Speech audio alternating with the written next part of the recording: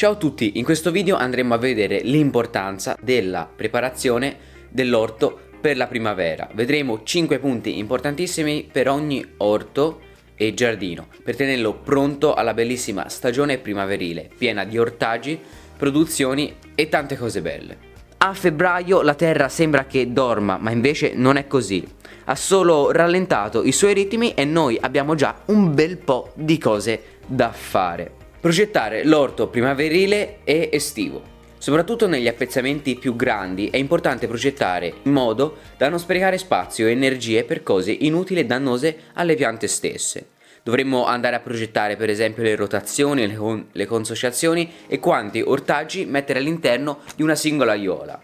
Progettare vuol dire organizzare in modo ordinato le nostre prode, numerandole, anche se ne possediamo ben poche, in modo da sapere bene quale spazio noi possediamo e quale andremo a utilizzare durante le stagioni. Dopo averle disegnate o anche elencate su un foglio, le possiamo misurare nell'orto per conoscere le quantità di ortaggi da esse contenute secondo il sesso d'impianto di ogni varietà d'ortaggio. Quindi andiamo nell'orto, le misuriamo e poi andiamo a scrivere su un foglio le loro misure, in modo da sapere poi, per esempio, nelle insalate quante insalate andremo a mettere in un metro quadro. Poi andremo su carta a segnare l'ortaggio che si vuole coltivare, per esempio nella parcella 1 insalata, la sua densità e poi la cultura successiva che andrà a sostituirla. Mettiamo che in questa vogliamo piantare insalata e sappiamo che più o meno un cespo di lattuga si forma in 30-40 giorni dal trapianto in tarda primavera, una stagione ottimale, quindi sia umida che calda. Quindi segniamo l'ortaggio, tempo di coltivazione, giorni del tempo dove li andremo a raccogliere e poi l'ortaggio successivo, quello nuovo, per esempio dei pomodori, delle zucchine e così via. Così lo faremo per varie prode e aureole, in modo da aver organizzato tutto il nostro appezzamento. Se volete un video al riguardo su come disegnare, calcolare e schematizzare su carta, lasciate like e non esitate a scrivere un bel commento, non avete paura, tanto ve lo porterò prima o poi. Per consociazioni e rotazioni potrete andare a consultare qualsiasi libro di agricoltura. 2. Preparare il terreno. Ora cerco di essere un pochino più riassuntivo.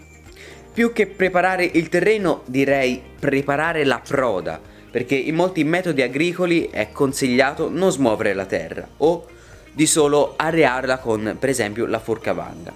La proda, per chi non lo sapesse, sono le aiuole, i bancali, i vasoni in cui andiamo a coltivare i nostri ortaggi. Io ne citerò qualcuno di questi metodi più comuni e più facili da comprendere e poi starà a voi scegliere quello che più vi aggrada, più che è comodo e più si addice al vostro metodo. Lavorare il terreno con vanga, zappa e chi ha più terra con il motocoltivatore è consigliabile farlo se è in tempra. In tempra vuol dire quando il terreno ha le condizioni ottimali di umidità per essere lavorato. Un terreno che per esempio quando vangati vi rimane attaccato ed incollato al vostro attrezzo non è molto in tempra, perché sarà molto difficile da lavorare. Nemmeno in estate il terreno è in tempra, essendo molto secco e quindi si sbriciolerebbe. In tempra è quando il terreno appallottolato all'interno del palmo della mano poi o si sfibra o non lascia tracce di fango. Si prepara le prode poi con la forcavanga e la grillinette, areando solo il terreno senza rivoltarlo, per non mischiare le stratificazioni del terreno e quindi non far andare i microbi e tutti gli animaletti che hanno bisogno di ossigeno, che stanno sulla superficie, in profondità, e quelli anche tutti, per esempio tutti le micorrize che stanno e vivono senza ossigeno in superficie, per non dargli noia e non farli morire. Andremo a ricoprire tutto con materiale organico, tutto il terreno scoperto andrà ricoperto, compresi i camminamenti, vi consiglio, perché loro fanno molto per il mantenimento di umidità e di sostanza organica nel vostro orto. Con foglie possiamo fare rametti piccolissimi, scarti vegetali delle piante, paglia, fieno e tutto il materiale che trovate. Mi raccomando, deve essere abbastanza sminuzzato in modo da essere poco di danno e noioso per le piante attorno e che poi si degradi molto velocemente. Potrete aggiungere anche il compost setacciato, magari è meglio che lo fate a marzo, in modo che il compost abbia finito il suo processo di degradazione, che tutti i materiali al suo interno siano degradati, che siano diventati terriccio, e andare a creare nuove prode, nuove aiuole per poter allargare il vostro orto e per poter produrre di più. Mi raccomando, la quantità di terreno non è la cosa essenziale per produrre tanto. Anche in una piccola proda possiamo andare a produrre, secondo varie consociazioni e vari sesti di impianto, in modo proprio abbondante. Dai, se ti interessano questi argomenti iscriviti e condividi il video a qualche tuo amico contadino o giardiniere, in modo da condividere questa grande passione e queste idee che sono molto importanti per prepararci alla stagione primaverile. Numero 3. Dobbiamo costruire un caldo semenzaio per i vasetti in cui andremo a seminare gli ortaggi che coltiveremo in futuro, perché seminare i nostri ortaggi personalmente è una grandissima soddisfazione, la triplica quella che normalmente andremo a avere coltivandoli solo da piantina del nostro amico vivaista. Per esempio potremo costruire il legno o con dei pannelli di plastica trasparente in un luogo ben soleggiato, in modo da far avere ai semi e alle piantine la maggior quantità di luce e calore possibile, in modo che non filino, cioè che diventino troppo deboli e troppo allungate per lo sforzo per cercare la luce che non troveranno mai. Se le temperature non scendono sotto i 2-0 gradi centigradi notturni, esso sarà perfetto per marzo e aprile, quindi sarà perfetto per coltivare insalate, pomodori tardivi, tutti i radicchi e tante altre piante che necessitano di meno calore. Ma per piante come i pomodori, quelli precoci, peperoni e melanzane, che vanno seminati a febbraio e gennaio, servirà un luogo dentro casa, quindi caldo, e per esempio un termosifone messo sotto una finestra, speriamo che ce l'abbiate a sud, in modo da avere molta calore e un po' di luce. Semmai potrete aggiungere qualche lampadina e qualche lampada casalinga, per esempio quella della scrivania.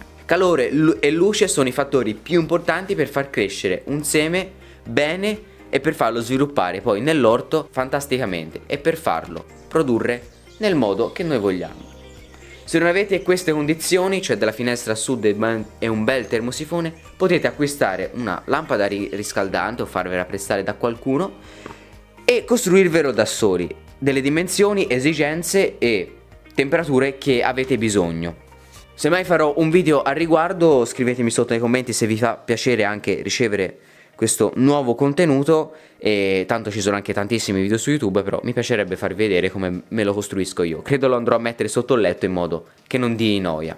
Numero 4, stiamo per finire, acquistare e trovare i semi. I semi sono importantissimi per il nostro orto, infatti essi ci permettono di avere le piantine più belle, più resistenti e più adatte alle nostre condizioni climatiche. Il vivaista ha 3 o 4 varietà che noi andremo pian pianino ad adattare al nostro orto, ma esse saranno state forse trattate, non sono biologiche, e quindi sarà sempre meglio, se abbiamo la disponibilità di tempo e voglia, sarà meglio seminarle da soli, in vasetti, alveoli o in qualche vasone nel nostro terrazzo. I semi sono la base di tutto, cioè la vita soprattutto, e anche del nostro orto, e dovete scegliere le varietà adatte alla vostra zona che più vi attraggono, sia per gusto che per estetica. Per esempio i pomodorini gialli, a me piacerebbe tanto comprarli per adattarli poi alla mia zona, riprodurre i miei semi e farli crescere nel migliore dei modi.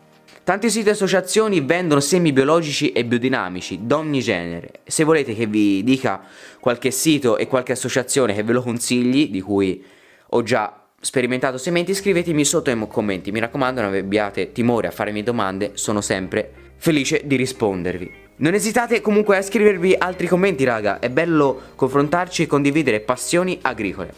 Ehi, mi raccomando, lascia un bel like, non ti scordare, clicca il tasto qui sotto, tanto è gratis. 5. Si semina, le semine, bisogna seminare. Ah, che bello, a me piace troppo. Parte il momento di felicità. Allora, si può seminare fave, piselli, aglio, carote, ravanelli, rucola, farro, ceci e cipolle.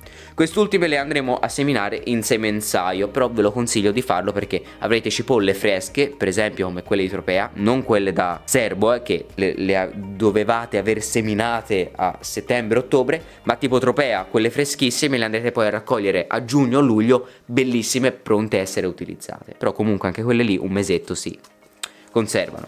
Allora, per esempio le carote, i ravanelli e la rucola li potremo andare a seminare in un terreno ben sciolto. Comunque poi dopo averli seminati ci potremo andare a stendere un bel tessuto, non tessuto bello spesso, per circa una settimana, per le carote anche di più, visto che il loro tempo di germinazione è all'incirca di un mese, in modo da far riflettere i raggi che a volte potrebbero asciugare la terra, ma soprattutto proteggere il terreno dalle gelate. E poi una volta al giorno li alzate, lo fate un attimo areare per non creare muffe e vedete se germinano. Appena germinano lo togliete, in modo da non affaticarli nel cercare la luce e non lasciarli schiacciati sotto il telo. Continuiamo, mi sto troppo dilungando. Fave, piselli e cipolle e carote poi le andremo a raccogliere a fine estate, e le fave e i piselli non hanno bisogno di nessun trattamento, anche il favino e il farro. Seminate e poi cresce da solo. Quindi potete seminare questi piccoli ortaggi, anche per esempio potete incominciare a seminare i peperoni e le melanzane dentro un semenzaio molto caldo e molto luminoso, mi raccomando, perché sennò non cresceranno mai. Abbiamo finito, però aspettate un attimo, per tutti mi raccomando scrivete un bel commento su cosa state a fare voi nel vostro orto, e se volete vedere qualche video sulla programmazione dell'orto, sul semenzaio autocostruito e su tutti gli argomenti che ho menzionato in questo contenuto. E mi raccomando scrivetemi se desiderate sapere dove acquistare il semi bio, mi fa molto piacere rispondervi, fatelo e sarò molto felice. Condividete naturalmente il video ai vostri amici contadini e giardinieri, perché è molto utile e spesso queste cose si sottovalutano un pochino, perché uno dice vabbè, io sono bravo a fare l'orto, ho fatto da tanti anni, però potrebbe essere una cosa molto utile. Mi raccomando, passate buone giornate nell'orto, in campagna, da soli o con qualche gallina che vi razzola intorno, e naturalmente con qualche amichetto. Ciao! Altro che fai video, io devo andare nell'orto a lavorare, ma sto a fare sti contenuti, sti video, ma poi c'ho da seminare anch'io,